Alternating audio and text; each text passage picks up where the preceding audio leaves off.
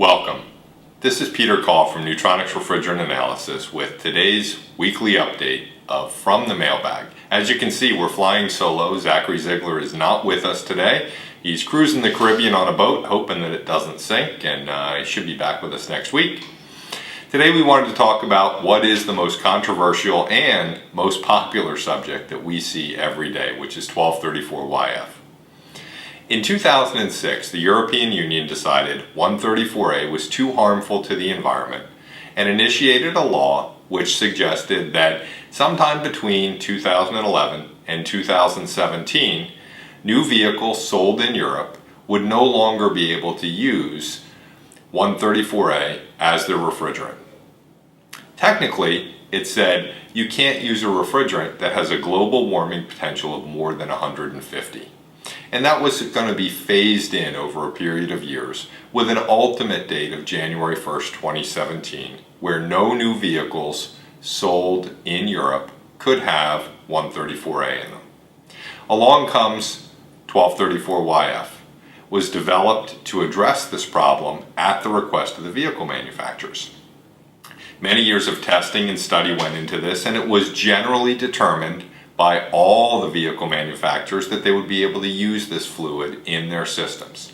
Yes, it is more flammable than 134A. Frankly, it is an A2L liquid. It's flammable. However, there are many flammable substances used in today's vehicles that are considered safe, and we've found ways to deal with them, including power steering fluid, brake fluid, diesel fuel, gasoline, all of which are far more flammable than 1234yf. In September of 2012, the German VDA, which is made up of the vehicle manufacturers out of Germany, BMW, Daimler, Volkswagen, Audi, and others, published a paper in Frankfurt that suggested that 1234yf was as safe to use in a motor vehicle as 134A. Just 7 days later, Daimler decided, nope, it's too flammable, and withdrew their support for 1234yf. As part of this, they showed a video which purported to have a crash and show a vehicle catching on fire due to 1234yf. Well, when you look at that video, what you see is there was no damage to the vehicle. Not to the external parts of the car, not to the condenser, not to the engine compartment. Essentially, they rerouted the refrigerant and used a special nozzle to spray the refrigerant in a specific spray pattern onto a hot surface of the car, subsequently catching what was known to be a flammable substance on fire.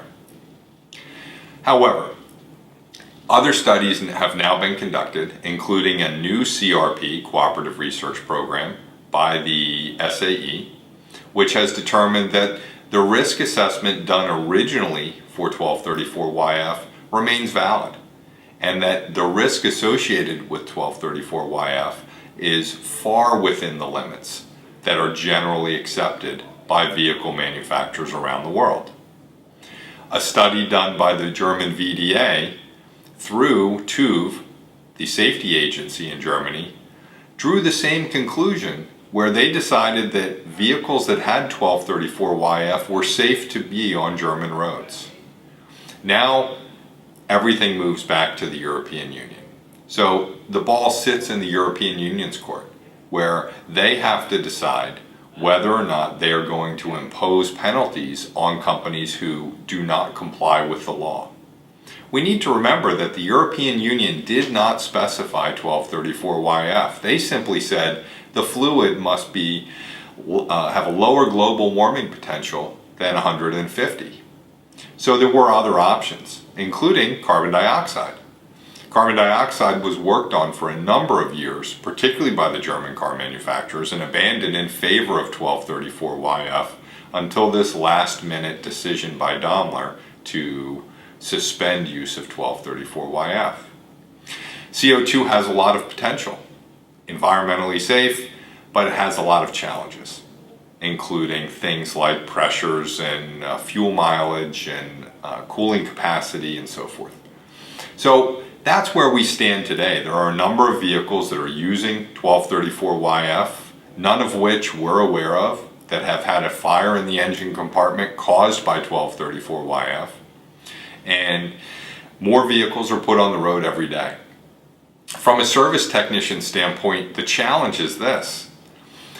As we have 134A cars today, and we have some 1234YF cars today, and announced in a statement from Mexichem that they have developed R445A as an alternate to 1234YF. And then of course we have CO2.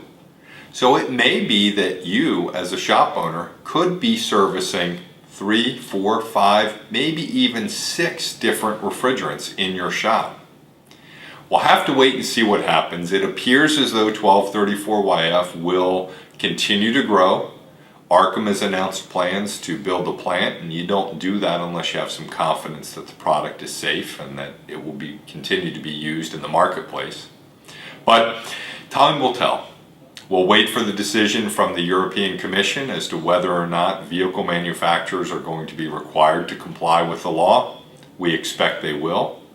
And we expect more and more vehicles, including some from German manufacturers, to be on the road by the end of 2014 with 1234YF. This is Peter Coll from Neutronics Refrigerant Analysis. We're hoping you're having a great day, and we'll talk to you soon.